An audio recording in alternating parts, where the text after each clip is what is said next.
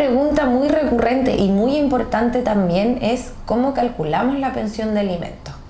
Como ya les contaba, los criterios y este procedimiento es bastante estándar y objetivo y tenemos reglas bastante claras para determinar el cálculo. Estas reglas están determinadas por la ley y son las que nosotros tenemos que seguir también cuando estamos negociando un acuerdo, pensando en que en el peor de los casos vamos a tener que ir a un juicio y tenemos que seguir las mismas reglas del juego. Entonces, ¿cómo se calcula la pensión de alimentos? Es un proceso que va por etapas. En la primera etapa es importante que determinemos cuál es el monto de las necesidades económicas de nuestros hijos. Para esto tenemos que sentarnos y tomar un lápiz, un papel o hacerlo en una tabla de Excel y hacer un listado con todas las necesidades económicas que tengan nuestros hijos. Necesidades de vivienda, de salud, de educación, de vestuario, incluso aquellas de recreación. Son todas las necesidades, que no es lo mismo que hablar de gastos.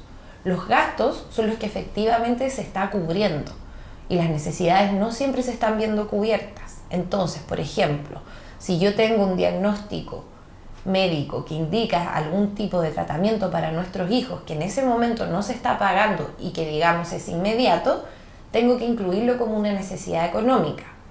No entra los frenillos que vienen 3 años después, pero si los frenillos están indicados para 6 meses, 8 meses más, sí podríamos integrarlo a las necesidades económicas de nuestros hijos.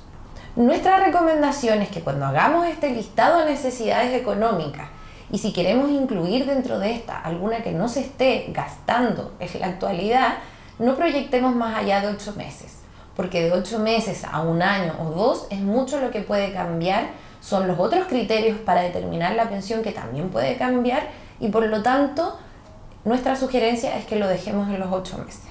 El segundo paso para calcular el monto de una pensión de alimentos es determinar el monto de las capacidades económicas de las partes.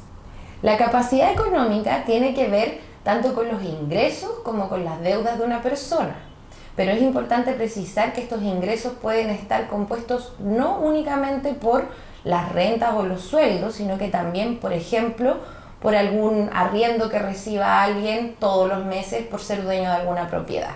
Eso también aumenta la capacidad económica. Y por otro lado, tenemos ciertas circunstancias que disminuyen la capacidad económica. Dentro de ellas, no podemos considerar las deudas que se tienen por créditos de consumo ni créditos hipotecarios. Esas no cuentan en este cálculo, pero sí aquellas que son descuentos de cargas obligatorias legales. Por ejemplo, como que alguien tenga otro hijo. Si alguien tiene otro hijo de otra relación anterior, su capacidad económica automáticamente disminuye porque tiene que aportar no solamente con esta parte de su familia, sino que también tiene que cumplir con los hijos de la relación anterior. Una vez que sabemos cuál es la capacidad económica que tiene tanto el papá con la mamá, podemos determinar cuál es la proporción en la que van a cubrir las necesidades económicas. O sea, a mayor capacidad económica, mayor proporción tengo que cubrir del monto de necesidades económicas. Esto quiere decir que el que gana más tiene que aportar con más. Entonces, la proporción que yo cubro siempre va a ser proporcional y puede ser 80-20, 70-30, 60-40 o incluso 50-50 si las capacidades económicas de los papás son similares. Existe un mínimo legal. Siempre nos preguntan, bueno, pero es que yo no estoy trabajando, o la mamá no trabaja, o el papá está sin trabajo. La verdad es que la ley también se pone en ese supuesto.